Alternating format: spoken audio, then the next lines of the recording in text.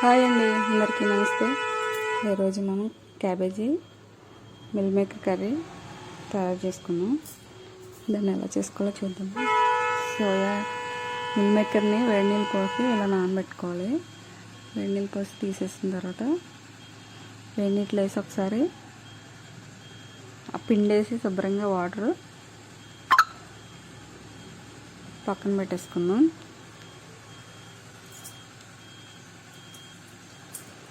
Cabbage cut చేసిన క్యాబేజీని ఇలా కొంచెం పసుపు అల్లం ముక్క వేసి కొద్దిగా బాయిల్ చేద్దాం. కొంచెం ఉడకబెట్టితే స్మెల్ పోతుంది. కొద్దిగా పసుపు, చిన్న అల్లం ముక్క వేసాను. ఇప్పుడు స్టవ్ వెలిగించి ఒక కప్పు ఉల్లిపాయ సరిపోద్ది, పెద్దదైతే, లేకపోతే 2 చాలు. పచ్చిమిర్చి, ఉల్లిపాయ ముక్కలు, నూనె కాగిన తర్వాత ఉల్లిపాయ ముక్కలు వేసేస్తాను. ఉల్లిపాయ మగ్గిన తర్వాత కరివేపాకు, ఉడకబెట్టి వడపోసిన క్యాబేజీ ఒక స్ట్రైనర్లోకి వడపోసేసుకుంటే ఇలా ఉల్లిపాయలు మగ్గిన తర్వాత ఆ క్యాబేజీ ముక్కలు వేసేసాను.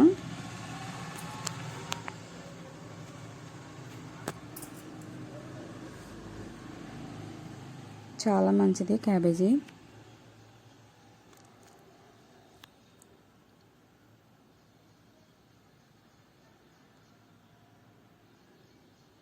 మిల్ మేకర్ కూడా చాలా మంచిది, ప్రోటీన్ ఉంటుంది.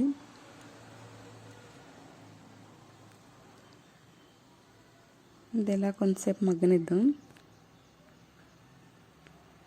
దీంట్లో 1 స్పూను అల్లం వెల్లుల్లిపాయ పేస్ట్ వేస్తున్నాను.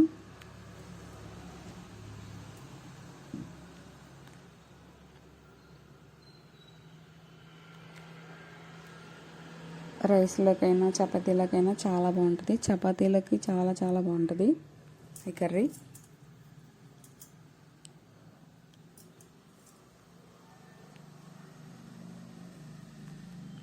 ఈ అల్లం వెల్లుల్లిపాయ పేస్ట్ పచ్చివాసన పోయే వరకు వేయించుకుందాం. అలా కొంచెం ఫ్రై అవనిద్దాం.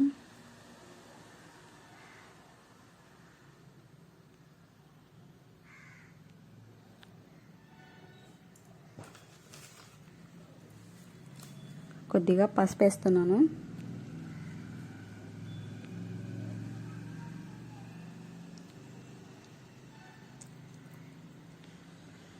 కొద్దిగా కారం, మనకి రుచికి సరిపడా కారం,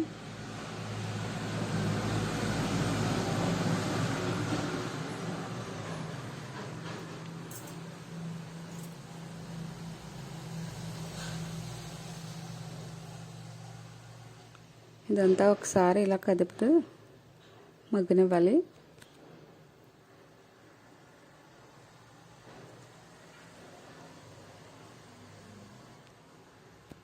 ఇప్పుడు వేడి నీళ్ళు వేసి తీసి పక్కన పెట్టేసాం కదా, పిండేసి వాటర్ అంతా పిండేసి ఈ మిల్ మేకర్ కూడా వేసేసుకున్నాం. దీంట్లో మిల్ మేకర్లో చాలా ప్రోటీన్ ఉంటుంది.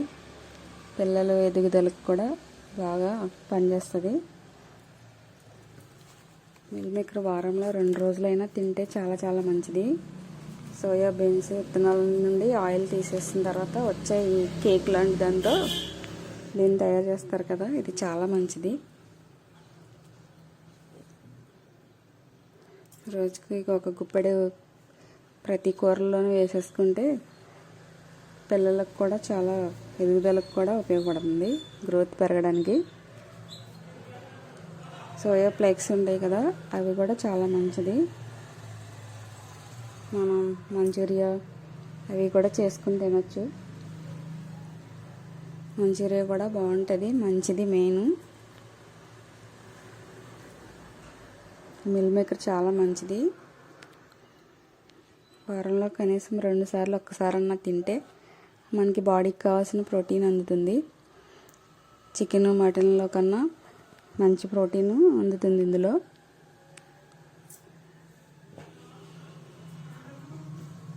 తక్కువ ఖర్చుతోనే ఎక్కువ ప్రోటీన్ వస్తుంది.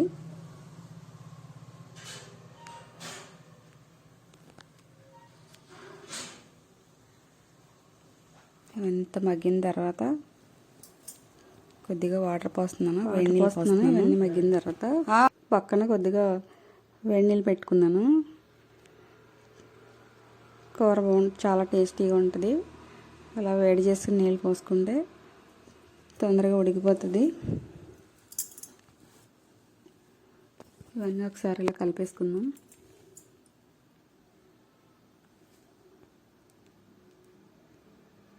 ఒక స్పూను ధనియాల పొడి వేస్తున్నాను.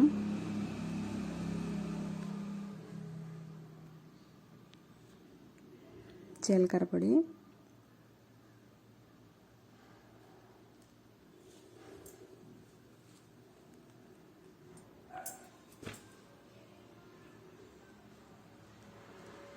ఈ మిల్ మేకర్ మజిల్ బెండింగ్ కూడా చాలా మంచిది.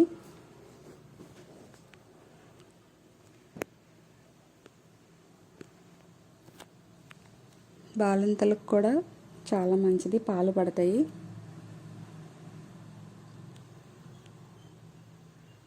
ఎవరైనా తినొచ్చు. ఇప్పుడు కొద్దిగా కసూరి మేతి వేస్తున్నాను.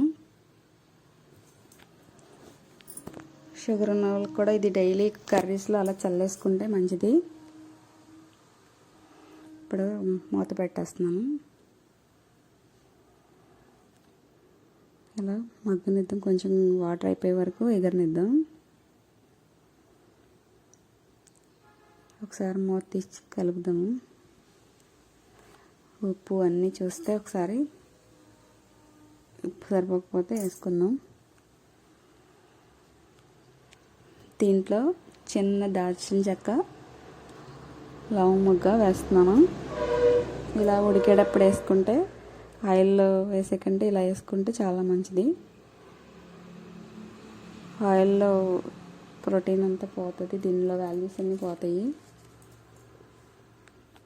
దాల్చిన చెక్కలో యాంటీ ఆక్సిడెంట్ చాలా మంచిది. వాటర్లో మరగబెట్టుకుని కూడా తాగొచ్చు. దాల్చిన చెక్క పౌడర్ కూడా అలా చల్లుకుంటే పైన మంచిది.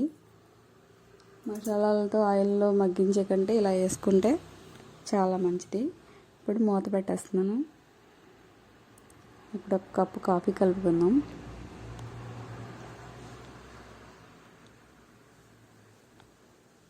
ఒక కప్పుకి ఒక బ్రూ ప్యాకెట్ సరిపోతుంది కదా.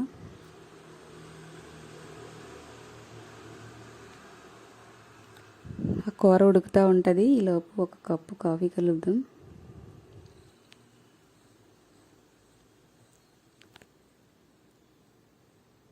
షుగర్ ఉన్న వాళ్ళకి ఇలా కాఫీ మంచిదే, షుగర్ వేసుకోకుండా తాగితే.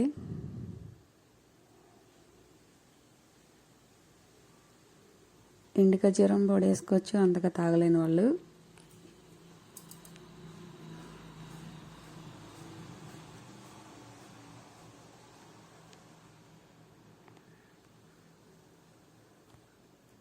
నేను అసలు షుగర్ వేయట్లేదు దీంట్లో.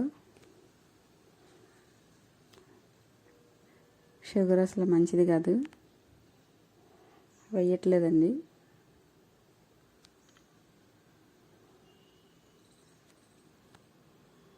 చిన్నపిల్లలకు కూడా షుగర్ వచ్చేస్తుంది ఇప్పుడు.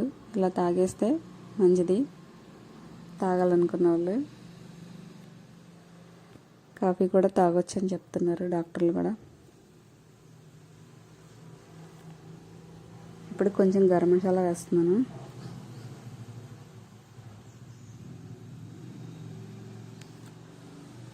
వాటర్ ఎగిరిపోయినాయి కదా, దగ్గరికి వచ్చేసినాయి.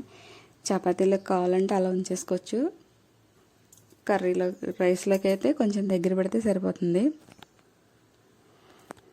చపాతీలకు రోటీలకు చాలా బాగుంటుంది ఈ కర్రీ.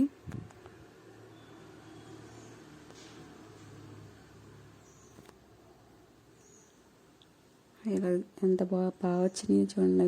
కోడిగుడ్డులా ఉన్నాయి కదా. ఛానల్ లైక్ చేయండి, సబ్స్క్రైబ్ చేయండి. మీరు కూడా